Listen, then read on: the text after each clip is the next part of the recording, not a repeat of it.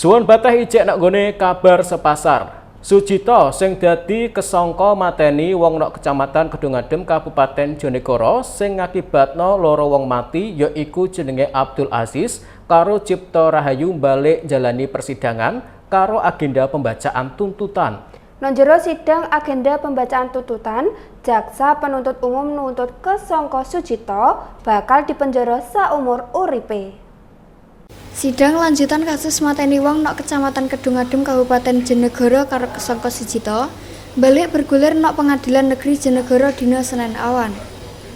Sidang ambek agenda pembacaan tuntutan karo jaksa penuntut umum iki kelangsungan nok ruang sidang Kartika sing dipimpin karo anggota Ida Zulfa Mazidah karo Ahmad Fahru Rozi. Saurunge agenda sidang kelangsung, sajumlah keluarga korban wis teka luwih dhisik gawe melok jalani persidangan. Malahan pas sidang kelangsung, pihak personil kepolisian melok jaga nok ruang sidang gawe mengantisipasi eneke tawuran. Sidang agenda pembacaan tuntutan karo kesangka Sujito sing saurunge wis ngelakoni mateni wong nok Mushola Al Manar karo newasno loro wong ngeleboni babak anyar.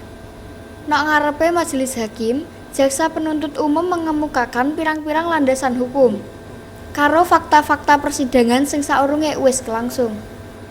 Kelakuan kesangka sing akibatno loro wong mati yaiku Abdul Aziz karo Cipto Rahayu. Ora mok kuwi, kelakuan kesangka yo ngakibatno korban liyane sing jenenge Arik Wijianti ngalami babras-babras nemen nok bagian sirahe sampai ganggu aktivitas wonge pirang-pirang wulan kepungkur. Kelakuane kesangka dicap sadis ambek dilakoni nok musala. Ora enek etikat apik ambek permohonan maaf teko kesangka kanggo pihak keluarga korban. Teko urayan kuwi, Sujito kebukti secara sah nek bersalah. Goro wis nglakoni pembunuhan secara berencana karo nglakoni tindakan pidana penganiayaan sing akibatno babras-babras nemen.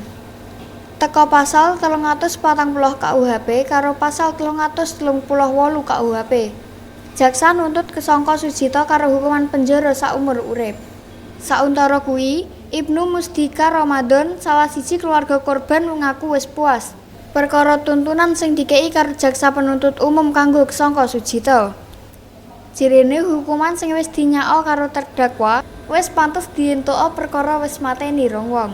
Agenda sidang sakteruse dijadwalo ape balik bergulir minggu ngarep karo agenda pledoi sing terdakwa utawa penasehat hukum. Dikei waktu gawe mocokno nota pembelaan kanggo tuntunan sing diajukno ambek jaksa penuntut umum. Itu Jody Aldian, JTV.